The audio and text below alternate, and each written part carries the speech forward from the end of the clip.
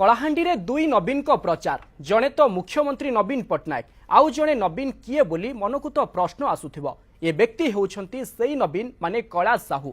मुख्यमंत्री नवीन पट्टनायक को big fan. खाली मुख्यमंत्री को भली लुक रखी नाहंती, अबिकल तांको भली चालिबा हाथ हलाइबा सह तांको भली कथा कहि पारंती कैलाश। मुख्यमंत्री को मां माणिकेश्वरी दर्शन करुथुबा बेले आविर्भाव होइथिले एही डुप्लिकेट नवीन। असली नवीन कड़ा सुरक्षा बलय मध्य मंदिर जाइथिबा बेले अन्य जने मुख्य गेट देई प्रवेश करथिले। तेबे सुरक्षाकर्मी कैलाश को मुख्यमंत्री सह भेट कराइथिले।